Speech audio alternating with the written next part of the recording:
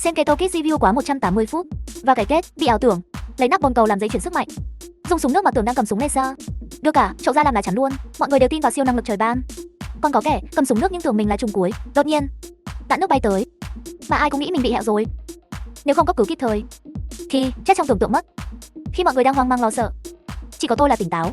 Bị truy đuổi bởi toàn các tay siêu cấp, CC huyền thoại và anh hùng cưỡi gió lướt sóng. Chạy đâu cũng không thoát. Thằng trước còn bảo tôi là cấp ACC, giờ nâng cấp lên thành CC luôn rồi. Tôi thấy hơi bối rồi đó nha. Đánh bại ngươi xong là tôi chính thức lên cấp CC nhé. Nghe xong tôi chỉ biết đảo mắt, thấy bất lực trong lòng ghê. Ủa, cô có thể bỏ cái nắp bồn cầu xuống được không? Dám coi thường cây kiếm huyền thoại này sao? Đây là thần binh chuyển đời nha.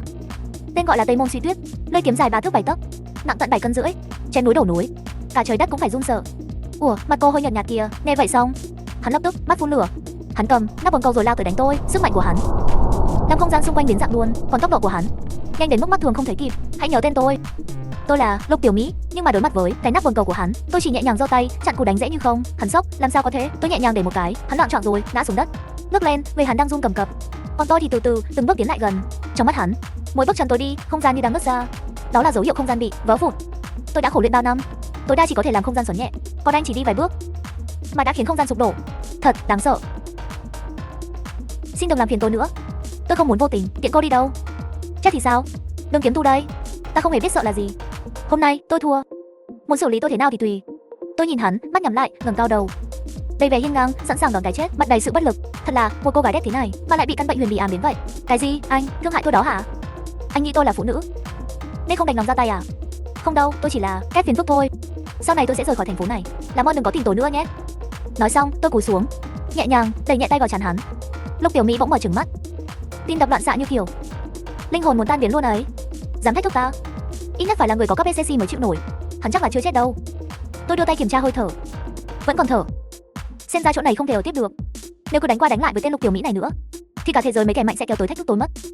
Không thể tránh rắc rối thì trốn thôi. Tôi lập tức chạy về nhà, thu dọn đồ đạc, gọi ngay taxi để chuẩn bị chuồn. Chờ chút, tôi sẽ đến ngay. Này, tôi chưa có chuẩn bị sẵn sàng đâu. Để xem lần này anh thắng nổi tôi không.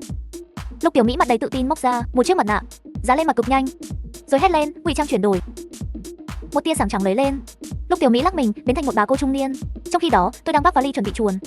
Một nhân vật cấp CC mà tới đảo cụ hệ không gian cũng không thèm dùng hả? Tôi bước tới gần xe thì sững người lại, nhìn thấy một bà cô lái taxi với chiếc mặt nạ kỳ lạ. Cảm giác hơi quen quen thì phải. Lục Tiểu Mỹ thấy tôi nhìn chằm chằm, bất giác cảm thấy có chút áy náy. Đứng đó làm gì? Lên xe đi. Lên thì lên. Đến tôi leo lên xe, nhắm mắt lại vì mệt. Thấy vậy, Lục Tiểu Mỹ bí mật nở nụ cười tự mãn. CC mà, cảnh giác lại kém thế cơ chứ. Nghĩ vậy, hắn đạp ga, chiếc xe phóng nhanh hướng về ngoài ông hẻo lánh. Tài xế, có phải đi nhầm đường không? Không hề nhầm. Đây chính là con đường đưa anh đến Hoàng Tuyền. Lục Tiểu Mỹ đưa tay nhấn công tắc, khiến cửa xe khóa chặt bốn phía. Cô ta đạp phanh, quay lại nhìn tôi với ánh mắt lạnh lùng. Cậu biết tôi là ai không? Thấy tôi im lặng, có vẻ hơi hoảng sợ. Tôi cuống cùng thử mở cửa xe để chạy trốn, nhưng cửa như thể có lớp màn chắn vô hình, đừng phí sức. Lưới trời lồng lộng, khó mà thoát được. Lục Tiểu Mỹ vươn tay, búng ngón tay cái. Ngay lập tức, một cơn gió lớn xoáy quanh xe. Bầu trời đột ngột nổi lên 4 dòng nước khổng lồ. Những dòng nước xoắn quanh 4 góc xe như tạo nên bức tường chắn xung quanh chiếc taxi. Những dòng nước khổng lồ ấy dựng lên như một bức tường bất khả xâm phạm. Lục Tiểu Mỹ nhìn tôi, ánh mắt đắc ý. Thấy chưa? Đây là thiên thuật lợi hại của ta. Bức tường không thể phá, ngươi đừng mơ mà trốn. Đây là trận pháp phong ấn mạnh nhất mà ta có thể tạo ra. Ta tự tin gọi nó là trận pháp phong ấn mạnh nhất thời điểm này. Dù ngươi có là cường giả cấp CC đi chẳng nữa, ngươi cũng không thể thoát khỏi sự giam cầm của ta. Tôi thở dài thầm nghĩ, những người mắc bệnh ảo tưởng sức mạnh này đúng là khó trị. Thấy tôi im lặng không đáp, Lục Tiểu Mỹ càng thêm đắc ý. Có phải ngươi đã bắt đầu cảm thấy bất lực? Sức mạnh đang giảm sút phải không? Đúng rồi, đó chính là hiệu quả của nhà tù vô tận của ta. Bên trong nhà tù này, sức mạnh của bất kỳ ai cũng sẽ bị hạ xuống mức thấp nhất. Có lẽ ngươi sẽ muốn hỏi, nếu hai chúng ta cùng ở đây thì ai sẽ thắng? Bỗng có tiếng động nhẹ vang lên, cắt ngang màn độc thoại của Lục Tiểu Mỹ. Hắn kinh ngạc nhìn tôi, thấy tôi đang mở cửa xe. Ngươi làm gì vậy? Đừng có hòng chạy. Lục Tiểu Mỹ vội vàng đưa tay giữ lấy cửa xe, ngăn tôi lại. Nhưng dù hắn có cố gắng đến đâu, cửa xe vẫn không hề nhúc nhích. Đến lúc này hắn mới nhớ ra, chính hắn vừa rồi đã tự mình dán phong ấn vào cửa xe. Đúng là Lục Tiểu Mỹ đành ngừng niệm chú, tháo phong ấn để mở cửa xe. Hắn hốt hoảng bước xuống xe và thấy tôi đã bình thản vòng ra sau cốp xe. Tôi thong thả mở cốp xe, chậm rãi lấy hành lý của mình ra, không chút vội vã. Nhìn cảnh tượng này, Lục Tiểu Mỹ tức đến dậm chân. Đúng là vô cùng đáng ghét mà. Lục Tiểu Mỹ hét lớn, đầy giận dữ. Bầu trời tối sầm âm u như cười nhạo. Một loạt kiếm sắc như gió lướt tới, nhằm vào trán tôi. Âm thanh len keng vang lên dứt khoát. Nhưng tôi vẫn bình yên vô sự. Lục Tiểu Mỹ trông thấy cảnh đó, lập tức hoang mang. Sao có thể như vậy? Ngươi làm cách nào? Không có lý nào. Tôi không tin. Thấy tôi sắp rời đi, Lục Tiểu Mỹ bỗng run rẩy, lấy ra con át chủ bài của hắn. Đó là một khẩu súng lục phét. Hãy nhớ, khẩu súng này gọi là khói. Không biết bao nhiêu cường giả cấp CC đã bay màu vì nó. Số người đã tận. Cưỡi gió mà đi đi, yên tâm lên đường. Lục Tiểu Mỹ nghiến chặt răng, nhắm thẳng vào tôi. Chỉ trong một khoảnh khắc, trời đất biến sắc, mà không gian bùng nổ, mây rông dày đặc, cuồn cuộn như sóng. Thế nhưng, khi khói dần tan, Lục Tiểu Mỹ trố mắt nhìn về phía trước. Chỉ thấy tôi đang giơ cao chiếc nồi sắt lớn của mình. Chiếc nồi đó đã chắn hoàn toàn đòn công kích chí mạng.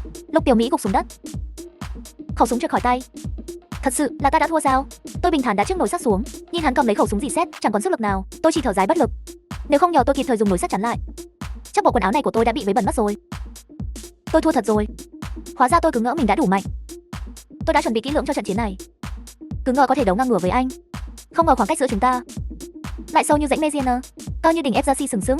Trước một người mạnh như anh, cương giá cấp CC cũng chỉ như cát bụi. Có lẽ đó là lý do anh không giết tôi. Những người với tài năng bậc trung như tôi cũng có lúc hữu ích. Tôi không trả lời, chỉ lặng lặng lấy điện thoại ra, chuẩn bị gọi taxi. Lục Tiểu Mỹ thấy thế, ánh mắt hắn chợt lóe lên đầy toan tính.